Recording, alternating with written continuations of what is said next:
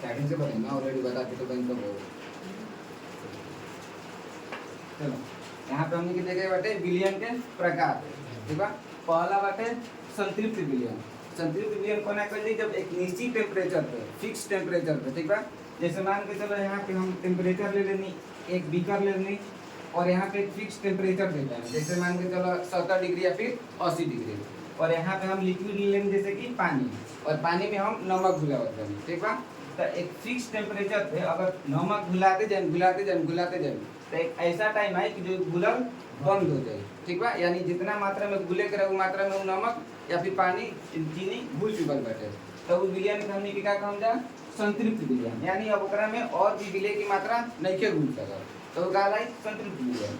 फिर second number बाटे असंतृप्त विलयन, यानी वो वही टेम्परेचर पे जैसे हम 3 चम्मच चीनी डाल देनी या फिर 3 चम्मच नमक डाल देनी, तो और अब भी उस टेम्परेचर पे अगर नमक डालत नहीं या फिर चीनी डालत नहीं तो और भी का हो सकता घुल सकत बा। तो और अगर घुल सकत बा तो कहलाई असंतृप्त, यानी वो अभी संतृप्त नइखे भइल, ओकरा में और अधिक मात्रा में आसानी से घुल सकत बा, तो विलयन का कहलाई असंतृप्त विलयन, ठीक बा।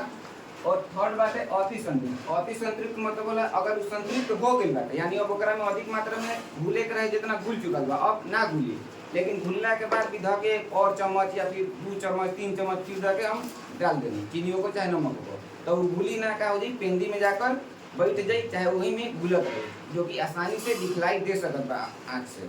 तो ओकरा के हमनी क्या कहम जा अति संतृप्त, क्योंकि मैक्सिमम क्वांटिटी घुलला के बाद भी ओकरा में हम और धके घुलेले जाते तो घुली ना, जबकि साफ साफ दिखलाई दी, तो कहलाई अति संतृप्त विलयन। एक चीज और ही में ध्यान दे कोई कि निश्चित तापमान, यानी कोई भी विलयन के अगर हमनी के तापमान बढ़ावत बनी जा, ठीक बा, तो उनमें विलय के मात्रा और अधिक मात्रा में घुल सकत बा। जैसे हम 50 डिग्री सेल्सियस पे अगर कोई भी चीज गर्म करत बानी,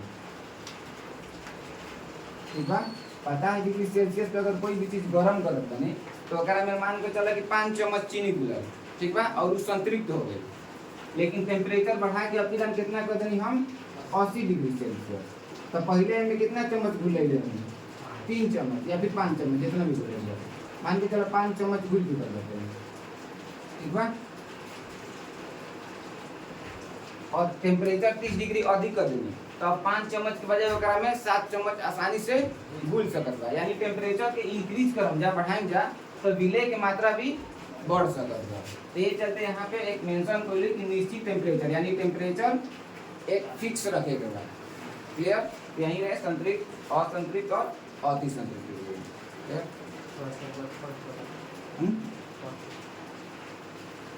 पढ़ दीजिए परिभाषा।